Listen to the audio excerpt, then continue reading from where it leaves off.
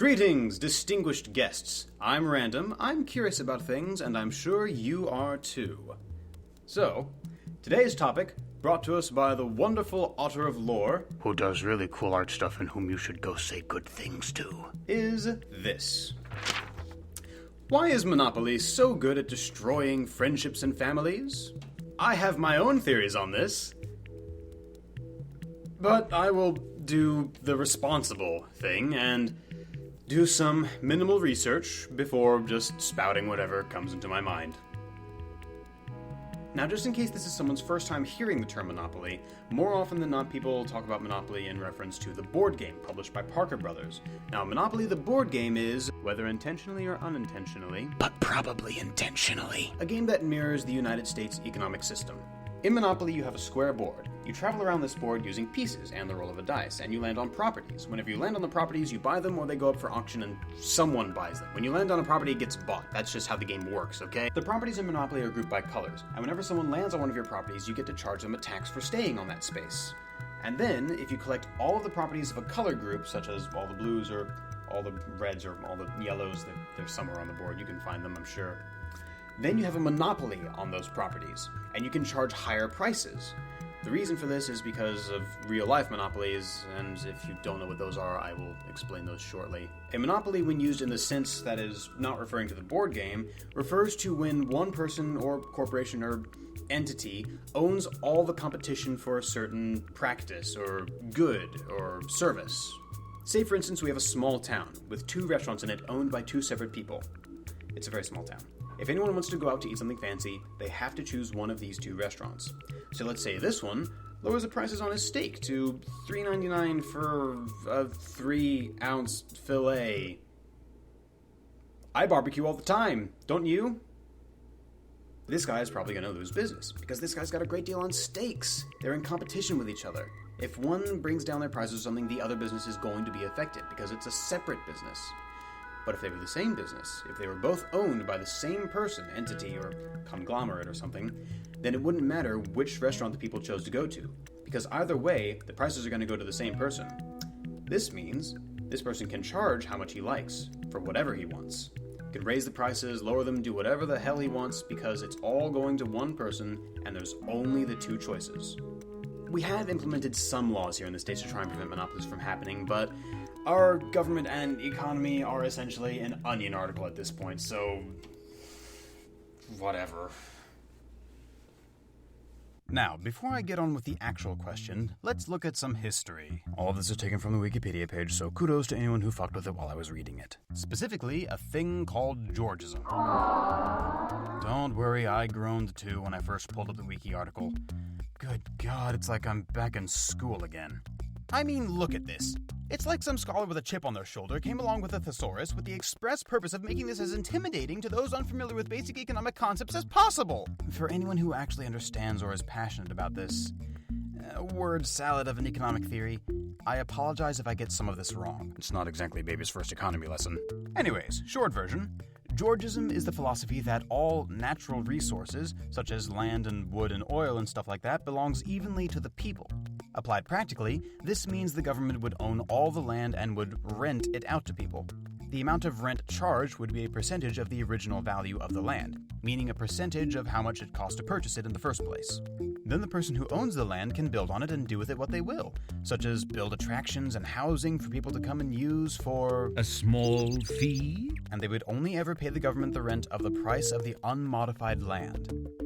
The idea was that this would make people strive to work hard for their own profit, and would give the government less ability to manipulate the economy because they could only ever charge the one rent price for the land. And because of this singular price, this was commonly referred to as the single tax. Now, Monopoly the board game's origins begin all the way back in 1903. Yeah, over 100 years ago. Crazy, right? A woman named Elizabeth J. Maggie Phillips wanted to find some way to showcase the flaws of the current system of land grabbing. And, as we all know, it can be a little difficult for the average Joe to grasp these economic concepts and stuff. So she thought it might be best to try and put the basic concept of Georgism into a game. To quote the wiki article, the game was created to be a practical demonstration of the present system of land grabbing with all its usual outcomes and consequences. She hoped that the game might get children thinking about when they're being treated unfairly, and that they would carry this awareness into adulthood. And so, Lizzie made something called the Landlord's Game. That design look familiar to you? Now I'm going to pause for a moment to ask you, with all this information and the way it's been presented thus far, does it seem like old Lizzie agreed with Georgism and made this game to point out how it's a better system? Because that's what it was. So the Landlord's Game has two sets of rules. The first are anti-monopolist, where whenever wealth is generated, everyone benefits. The second are monopolist, where the object of the game is to get monopolies and force the other players out of the game. The first set of rules are obviously based on Georgism, and was meant to demonstrate how it was a much fairer system to all parties involved. I won't get into how to actually play the games, as that is not the purpose of this video. We'll be getting back to the purpose of this video shortly. Trust me. So shortly after making the game, Lizzie filed for a patent in 1903, and then got her patent in 1904. Then Maggie and her fellow Georges formed the Economic Game Company in 1906 in New York to publish the game. And then in 1909, Maggie asked Parker Brothers to publish the Landlord's Game and one other game. I don't know what the other game was, and at that point I didn't want to open up 5 more tabs of research to try and find out. Parker Brothers accepted the other game, but thought the Landlord's Game was too complicated and turned it down. Now, due to various factors such as people from Maggie's hometown making their own versions of the Landlord's Game, these people passing these versions from family to family and friend to friends, and various people adding on their own rules and addendums and making even more variations, there were a lot of different versions of the Landlord's Game circling throughout the states from 1906 all the way up to the 1930s. It should be noted that almost all of these versions favored the monopolist rules of forcing other players out of the game.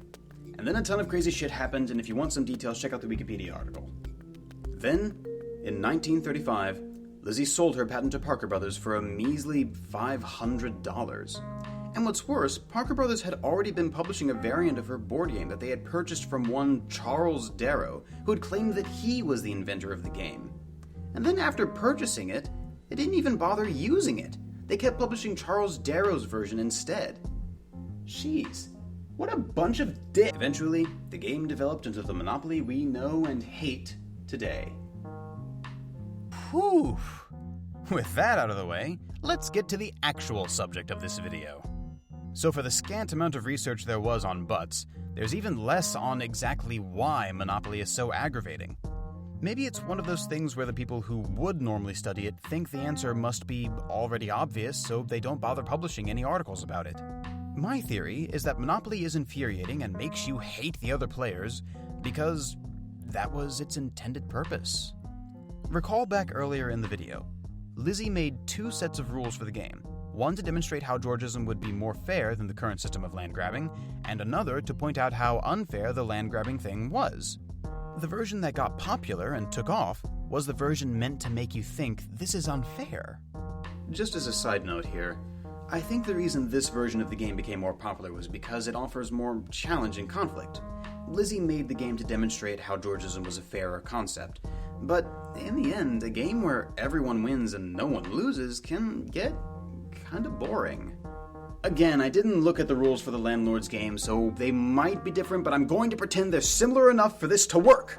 Lizzie was very cunning in the way she made Monopoly, because unlike a lot of other board games, when you realize you're losing in Monopoly, there can still be hours of playtime until you are officially out of the game. And during those hours, all you can do is watch as you spiral downwards into poverty, reluctantly auctioning off those properties you had bought at the beginning, hoping to make your way in the world before being crushed under the steel-toed boot of capitalism. And even if you instate house rules that allow for other players to give you small donations and waive fees, all it does is prolong your suffering and makes you resent them even more from making you sit there even longer as you wait to be done with it. Elizabeth Phillips wanted to demonstrate what she saw as an unfair system and promote a system that she thought was superior. Ironically enough, though, the version that she made to make people think it was unfair was the version that was popular enough to last 100 years. And 100 years later, it definitely still fulfills its purpose, and makes everyone who tries playing it think about how unfair it all is and hate everyone else participating in this stupid game. Well, I think that just about wraps up the question for this video, and now I would like to ask you, the viewer, to ask me a question. any question that you would like to see answered in a video, any question, any subject, anything that makes you curious. Just something to keep in mind. See you all next time.